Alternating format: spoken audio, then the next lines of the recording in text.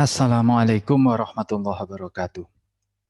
Jumpa lagi pada mata kuliah Ilmu Kebijakan Publik. Pada pertemuan sebelumnya, kita sudah membahas tentang paradigma kebijakan publik atau modeling kebijakan publik, yaitu bagaimana memahami kompleksitas realitas kebijakan publik dari perspektif tertentu, baik yang berasal dari kalkulasi konseptual secara deduktif, artinya diambil dari teori-teori, konsep-konsep, maupun yang didasarkan pada pengalaman empirik.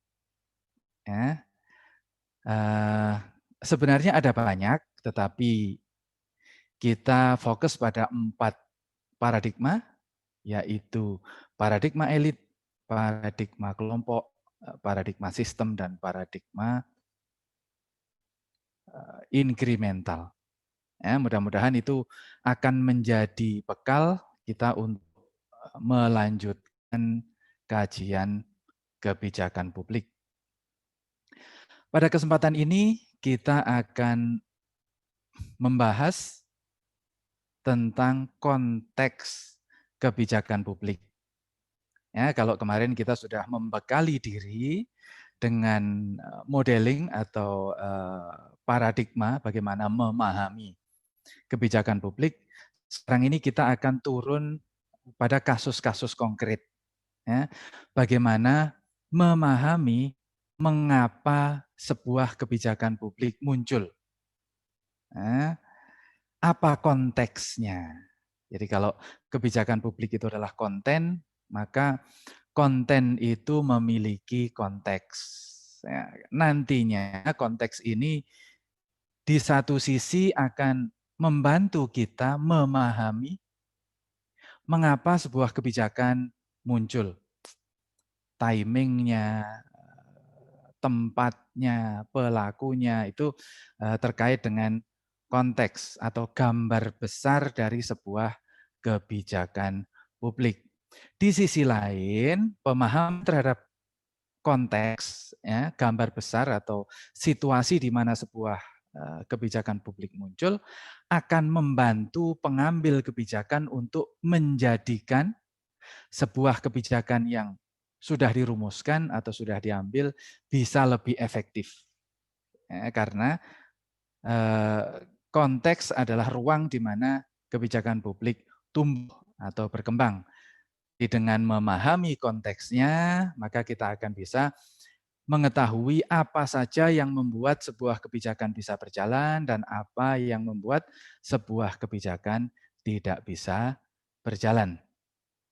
Mari kita lihat bagaimana konteks kebijakan publik itu berada. Ya, sudah lihat muncul layar merah konteks kebijakan publik. Nah, ini saya punya ilustrasi yang lagi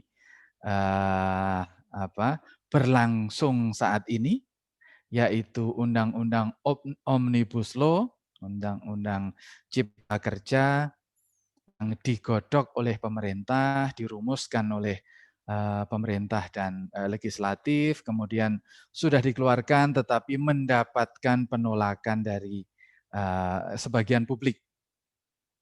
Ya, nanti kita akan lihat bagaimana konteks munculnya. Mengapa sih Undang-Undang Omnibus Law itu muncul sekarang? Lalu mengapa Undang-Undang Omnibus Law itu macet? Ya, baru dikeluarkan sudah mendapatkan penolakan. Nah, ini kita akan belajar tentang konteks, bukan hanya isi atau konten. Nanti konten itu kita akan bahas pada pertemuan-pertemuan selanjutnya. Sekarang ini kita belajar tentang konteks. Jadi, apa sebenarnya konteks kebijakan publik? Secara pengertian, ya, konteks kebijakan adalah seluruh situasi dan interaksi dari berbagai stakeholder yang mempengaruhi munculnya sebuah kebijakan. Ya, artinya seperti saya sampaikan di awal tadi, konteks kebijakan adalah gambar besar di mana sebuah kebijakan publik muncul. Apa gambar besar tersebut? Ya, tentu gambar besar itu adalah atau latar belakang itu bisa berlapis-lapis. Ada gambar yang sangat besar sekali, ya, gambar makro atau konteks internasional atau konteks nasional. Ya. Konteks nasional atau di konteks internasional yang paling besar adalah dinamika situasi internasional yang menjadi latar belakang atau menjadi penyebab yang mengiringi munculnya sebuah kebijakan. Ya, apa misalnya kebijakan Omnibus Law ini apa? Ya, tentu ada beberapa faktor yang mempengaruhi munculnya Omnibus Law pada skala internasional adalah apa? Di level Asia Tenggara munculnya persaingan antara negara-negara di Asia Tenggara untuk menarik investor. Ya, menarik investor. Indonesia termasuk negara menengah ke atas ya, dalam konteks Asia Tenggara. Kalau kita berbicara Asia Tenggara, negara paling ekonomi tertinggi adalah Singapura, lalu Brunei, lalu Malaysia, lalu Thailand, lalu Indonesia.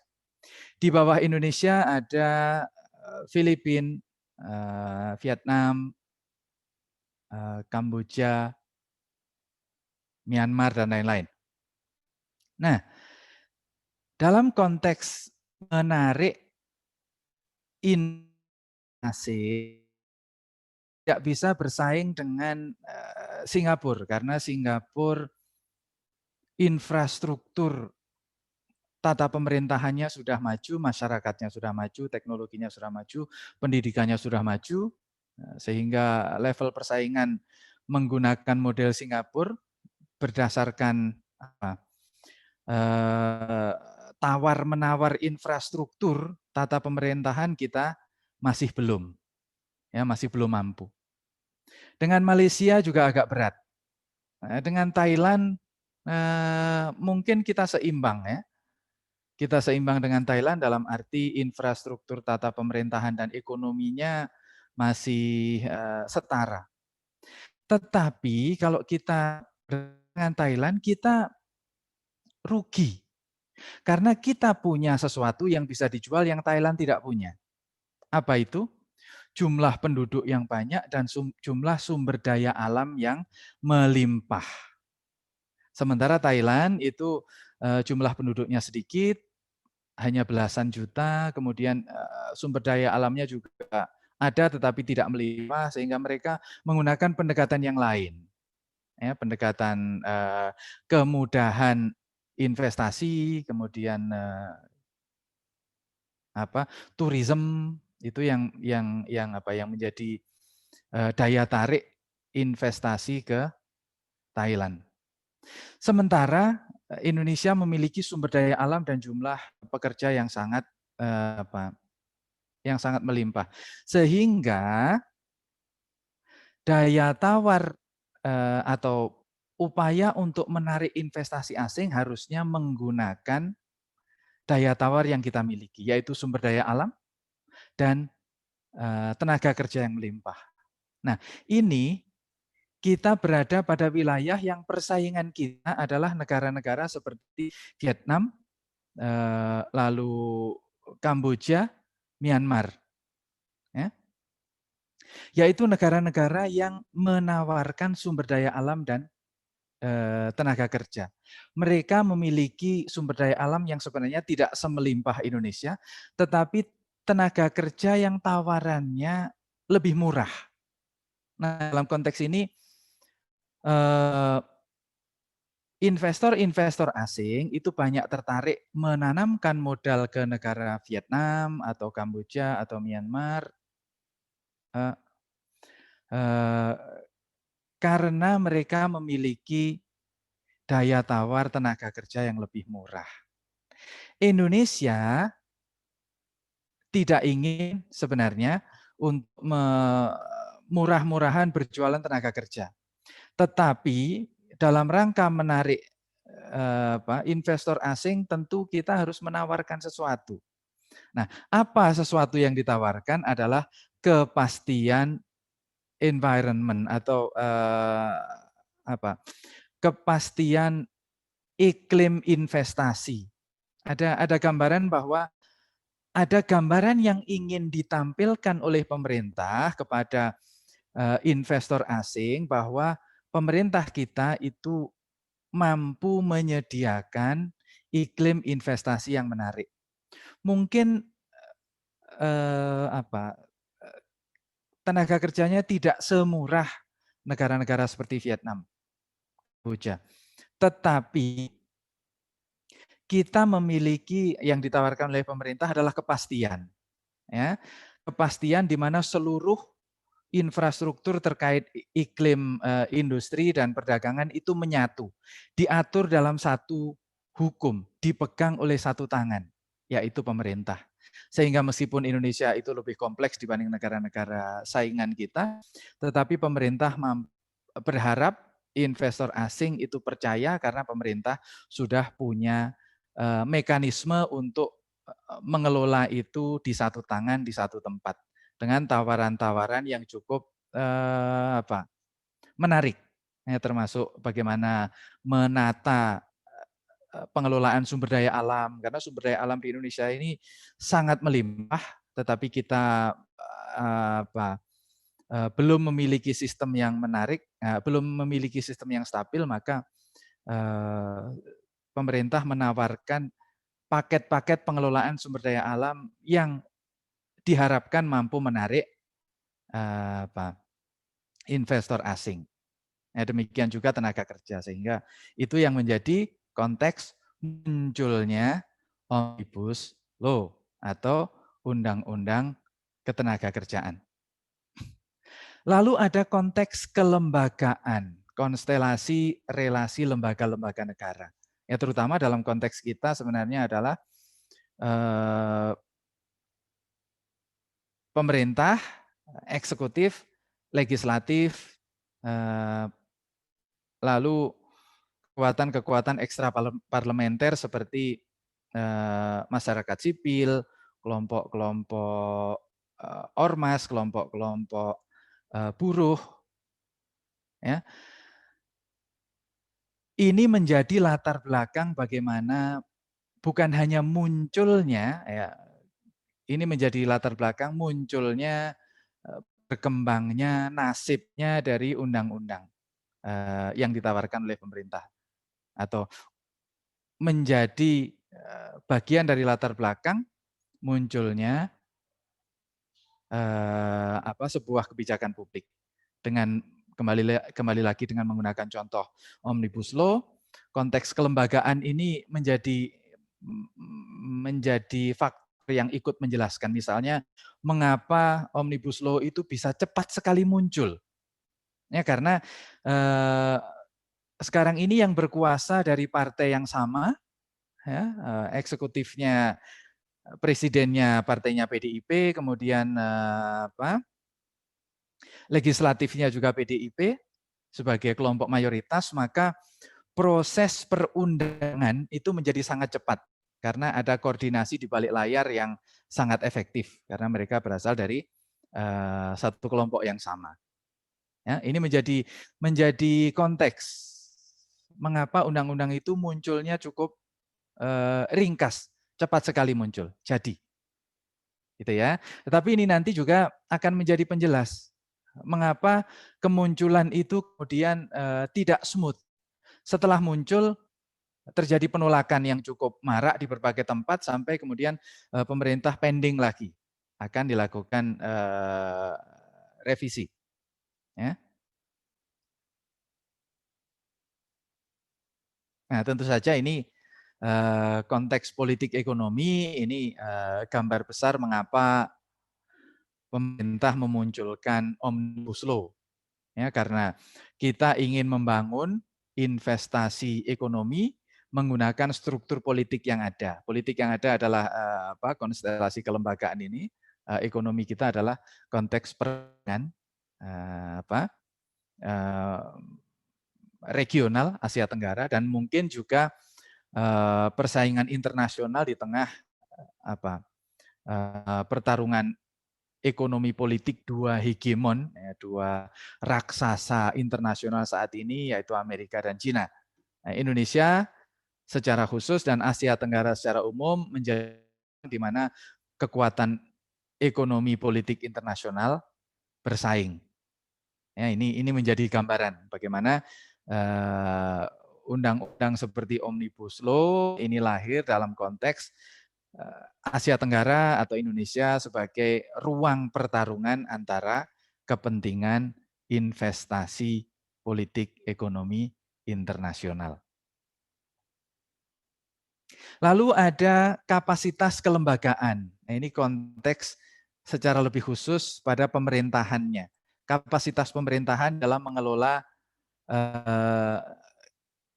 tata pemerintahan secara umum atau mengelola sektor-sektor yang terkait dengan kebijakan yang sedang muncul. SDM, kementerian yang ada, lalu anggaran yang ada, bagaimana tata pemerintahan yang ada sekarang mempengaruhi muncul Omnibus Law dan juga mempengaruhi bagaimana nasibnya Omnibus Law.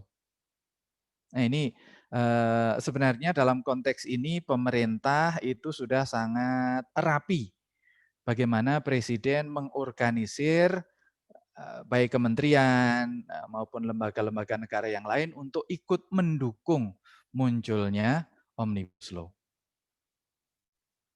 Kemudian budaya. Nah, budaya ini dalam konteks ini mungkin tidak terlalu signifikan ya. Yang signifikan sebenarnya adalah konstelasi kelembagaan yang ada, baik lembaga formal pemerintah politik maupun lembaga informal, kekuatan-kekuatan masyarakat sipil yang akhirnya memunculkan protes karena Undang-Undang Omnibus Law ini dianggap terlalu menguntungkan investor, ya, dengan mengorbankan buruh, lingkungan, environment.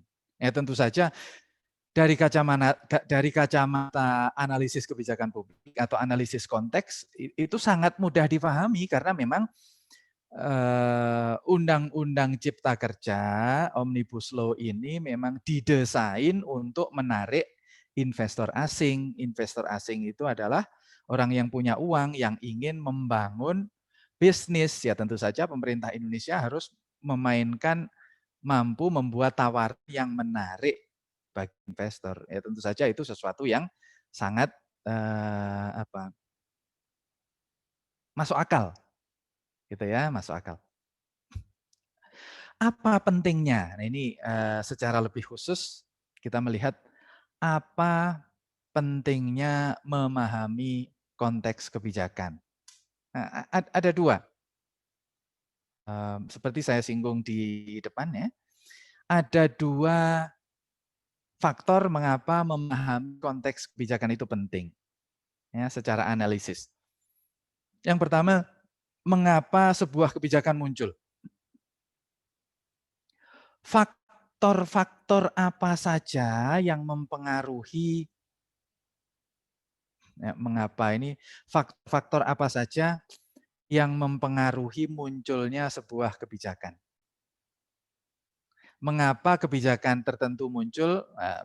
Bisa juga sebaliknya. Mengapa kebijakan tertentu tidak muncul? Ya, Omnibus Law ini memiliki konteks yang beragam, mulai internasional dan nasional. Ya, kebutuhan akan investasi, kebutuhan akan persaingan regional, tetapi juga ada faktor internasional, pertarungan kepentingan ekonomi politik antara Amerika dan China. Lalu konteks kelembagaan, ya, lembaga-lembaga negara dan juga hubungan antara lembaga negara dan kelompok-kelompok masyarakat sipil dalam kaitan dengan politik demokrasi. Lalu ini konteks politik ekonomi ya, ini menggambarkan secara keseluruhan situasi politik kita, situasi ekonomi kita. Ini akan mempengaruhi, inilah yang mempengaruhi menjadi konteks munculnya Undang-Undang Omnibus Law. Lalu ada kapasitas kelembagaan pemerintah kita, presiden kita, bagaimana kantor kepresidenan itu mengorkestrasi penggodokan undang-undang Omnibus Law ini, hubungan antara presiden dan DPR, lalu kementerian bagaimana mensosialisasikan undang-undang ini, bagaimana merespon protes-protes yang muncul. Ini bagian dari kapasitas ini. Lalu dimensi budaya yang dalam konteks ini sepertinya tidak terlalu berpengaruh. Ya. Nah, mengapa sebuah kebijakan muncul atau tidak muncul? Dengan mengidentifikasi faktor-faktor ini, ya, faktor-faktor munculnya kebijakan, kita akan tahu. Nantinya kita akan tahu mengapa sebuah kebijakan bisa berhasil, mengapa sebuah kebijakan bisa gagal. Ya, ini dari sisi analisis kebijakan. Misalnya dalam konteks makro, ya, tadi kita sudah menyebut ada persaingan regional menarik investor sesama negara Asia Tenggara. Ya, tentu pemerintah Indonesia harus melihat negara-negara di Asia Tenggara ini daya tawarnya apa.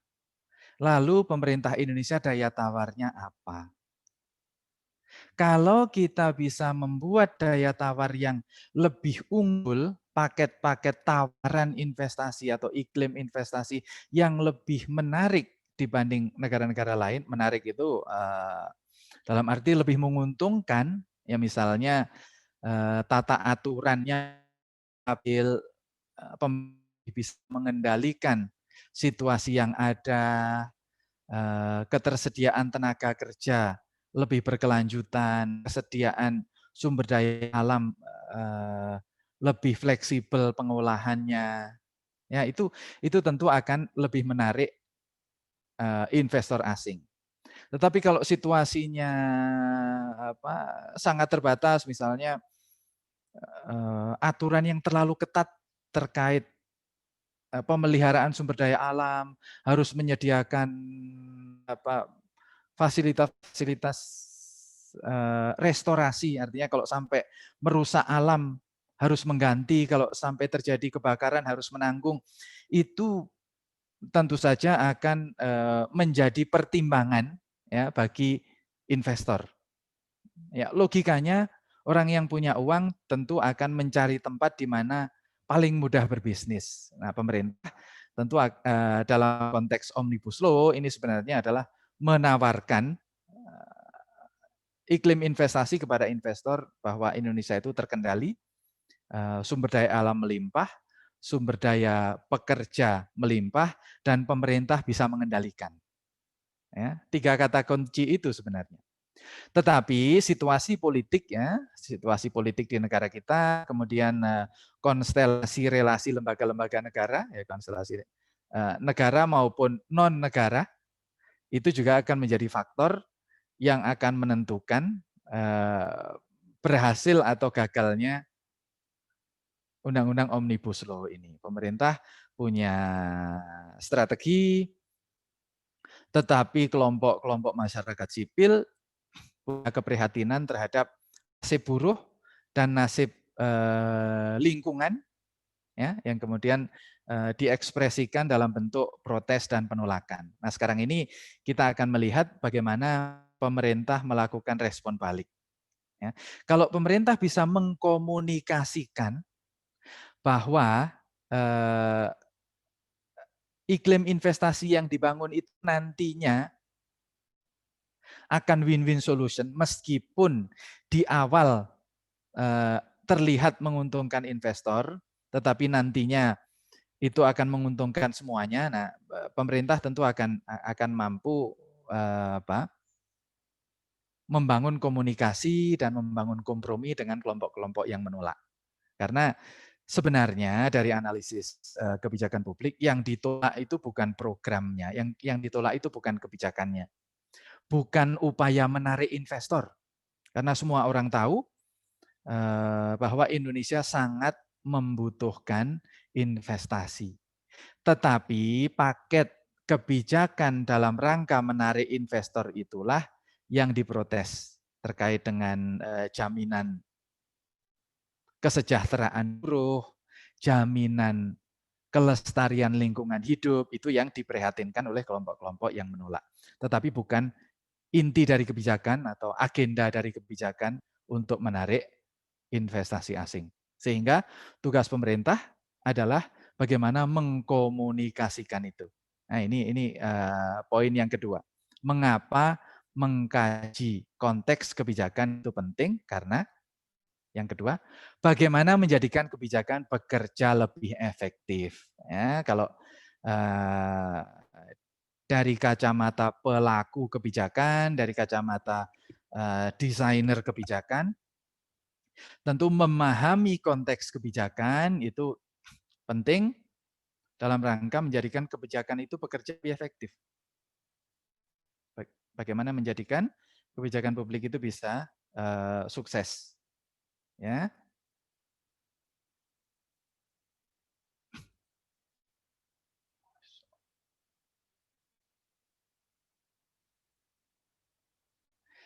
Sehingga memahami konteks kebijakan publik itu menjadi sangat penting, ya, karena dua faktor ini. Memahami lahirnya sebuah kebijakan, faktor-faktor apa saja yang terlibat, aktor-aktor mana saja yang terlibat, atau aktor yang muncul pada konteks pada momen lahirnya sebuah kebijakan. Karena dengan memahami faktor-faktor yang mempengaruhi munculnya kebijakan, aktor-aktor yang terlibat di dalam lahirnya sebuah kebijakan, kita akan tahu bahwa sebuah kebijakan itu akan punya potensi berhasil atau akan punya potensi gagal. Nah, kalau sudah mengetahui faktor-faktor yang akan memungkinkan kebijakan ini berhasil dan faktor-faktor yang akan memungkinkan kebijakan ini gagal, kita bisa membantu pelaku kebijakan, dalam hal ini pemerintah, untuk bagaimana menjadikan kebijakan itu bisa berhasil dengan membangun komunikasi yang baik, dengan membangun kompromi-kompromi yang baik. Ya, tentu misalnya dalam konteks Omnibus Law ini, seperti saya sampaikan tadi itu, sebenarnya yang ditolak oleh kelompok-kelompok masyarakat itu bukan agenda kebijakannya, bukan substansi kebijakannya untuk menarik investor, tetapi tawarannya. Ya, paket yang ditawarkan kepada investor itu dianggap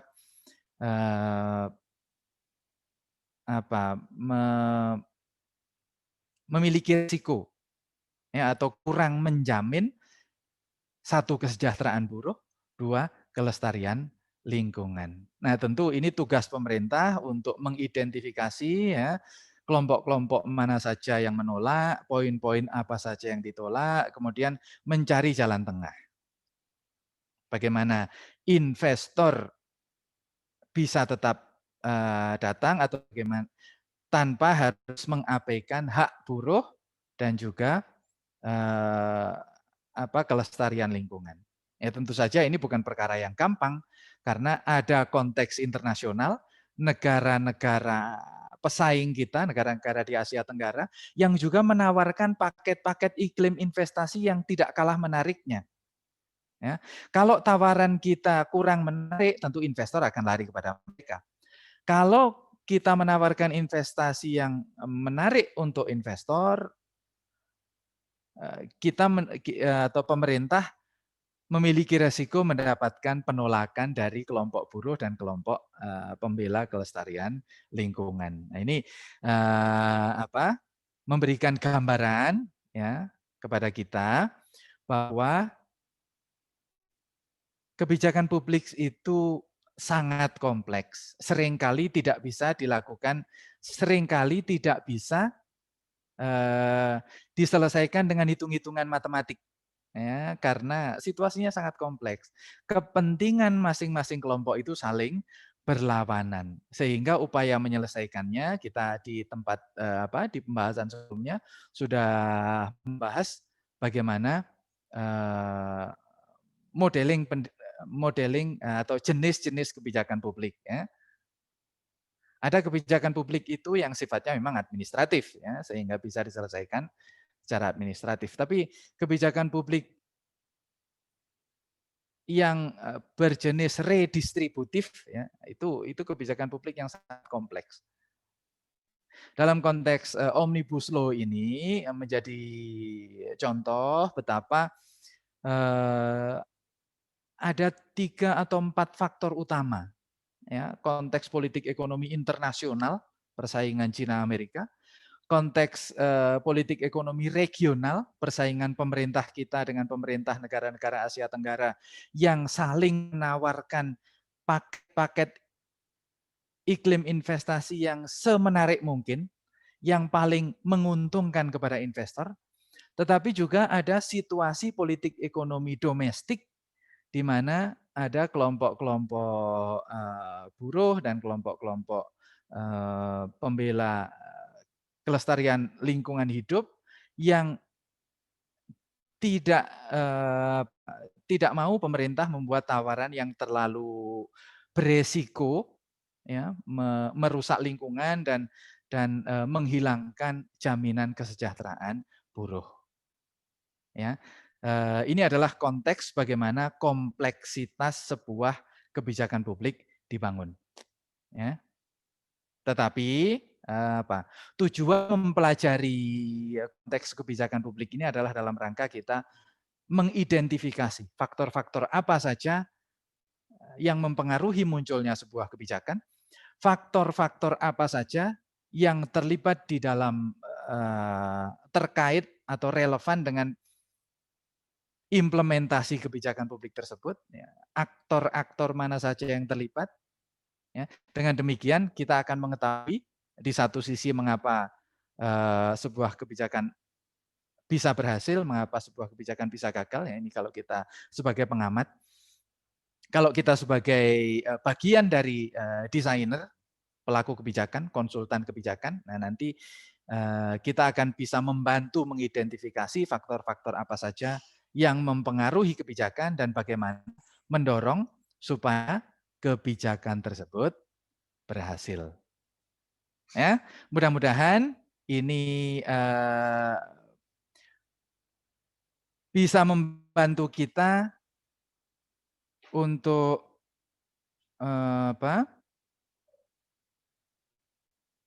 memahami bagaimana konteks kebijakan itu sangat penting di dalam memahami konteks kebijakan itu sangat penting dalam upaya di satu sisi menganalisis ya mengapa sebuah kebijakan muncul, mengapa sebuah kebijakan berhasil, mengapa sebuah kebijakan gagal, dan di sisi lain membantu kita untuk bisa memahami bagaimana mendorong sebuah kebijakan itu bisa berhasil dengan membangun kesepakatan-kesepakatan, kompromi-kompromi dengan semua pihak yang relevan, semua pihak yang terkait. Ya, demikian. Mudah-mudahan bisa dipahami. Kita berjumpa lagi pada pertemuan yang akan datang. Assalamualaikum warahmatullahi wabarakatuh.